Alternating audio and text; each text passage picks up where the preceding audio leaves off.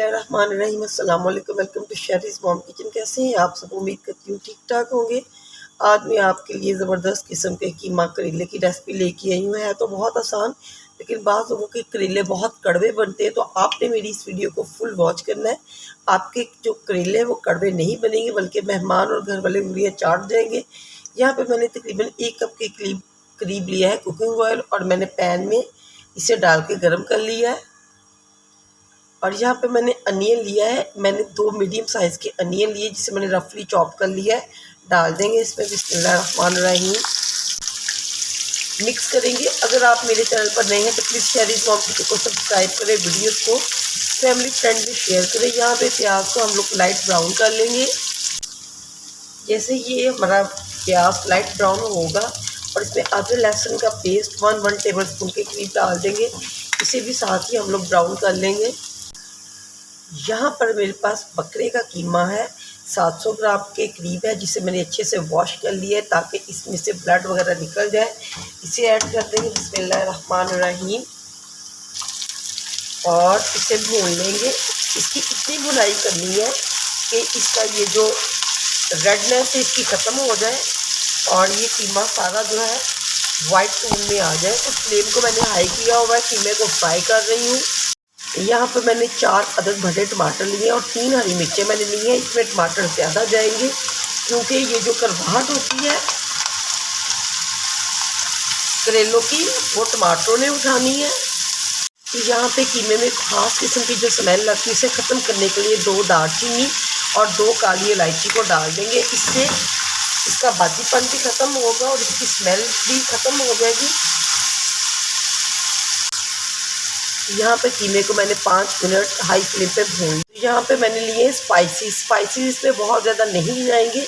यहाँ पे मैंने ली है सुरख मिर्च 1 टेबल स्पून भर के ली है, और धनिया पाउडर 1.5 टेबल स्पून है, हल्दी 1 टीस्पून है, और नमक भी मैंने 1/2 टीस्पून लिया है। नमक इसमें कम जाएगा क्योंकि हम इसमें इसे बना रहे हैं करेलों के साथ। तो करेलों में ऑलरेडी नमक लगा के मैंने रखा हुआ है, तो इसलिए इसमें नमक कम जाएगा। यहाँ पे हाई फ्लेम पे 3 से 4 मिनट भून लेंगे। यहाँ पे देखिए मैंने लिए हुए हैं करेले, और ये करेले आधा किलो है। इन करेलों को मैंने इस तरह से देखे इसके बीज वगैरह निकाल के मैंने इस तरह से स्लाइसिस में कट कर लिया, और इसे मैंने तकरीबन नमक लगा के आधे घंटे के लिए छोड़ दिया था। अब इसे अच्छे से वॉश करेंगे। इतना आपने वॉश करना है कि ये बिल्कुल स्क्वीज़ हो जाए और इनमें से करवाहट निकल जाए। यहाँ पे देखिए आधा घंटा मैंने इसे इस तरह से पका लिया है। ये कीमा हमारा भून चुका है और ये गल भी चुका है। तो यहाँ पे अब हम लोग डालेंगे इसमें 2 से 3 टेबल स्पून के करीब योगर्ट। ऑप्शनल है, डालना चाहते हैं तो डाल दें। इससे ये है कि हमारा ये जो कीमा है बहुत ज़्यादा जूसी बनेगा और ड्राई फॉर्म में नहीं होगा। अब फ्लेम को मैंने हाई कर दिया है। हाई फ्लेम पे अगेन इसकी भुनाई कर लेंगे।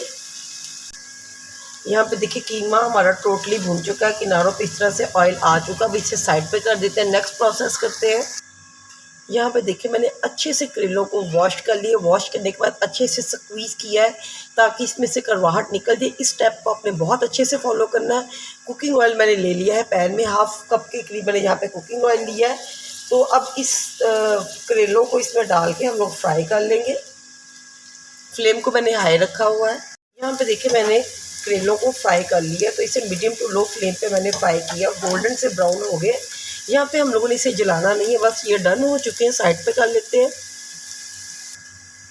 तो जो कीमा हम लोग फ्राई कर चुके थे, भुनाई कर चुके थे, अब इसमें ये सारे करेले और साथ ही ये जो ऑयल है थोड़ा सा, इसे भी साथ ही डाल देंगे। यहाँ पे अब मैंने फ्लेम को कर देना है हाई, और हाई फ्लेम पे इसकी मिक्सिंग करेंगे। यहाँ पे देखिए मैंने इसे दम पे लगा दिया था तकरीबन 5 मिनट के करीब। माशाल्लाह से बहुत ज़बरदस्त लुक आपको नज़र आ रही है इसकी। तो ये कीमा करेले बहुत यम्मी बने हैं माशाल्लाह, अल्हम्दुलिल्लाह। फाइनल लुक देखिए, कीमा करेले बहुत जूसी, बहुत ही ज़बरदस्त बने। और सबसे बड़ी बात ये कि ये करेले बिल्कुल भी कड़वे नहीं बने। जो करेले नहीं शौक से खाता, मेरी इस रेसिपी को फॉलो करें, इंशाल्लाह ताला कीमा करेले बेहद पसंद आएंगे। दही की चटनी के साथ सर्व करें, साथ में रायता हो तो क्या ही बात है। शेरीज़ मॉम किचन को सब्सक्राइब करना मत भूलिएगा। मेरी वीडियो को फैमिली और फ्रेंड्स में शेयर करें। वीडियो पसंद आए तो कमेंट भी दें।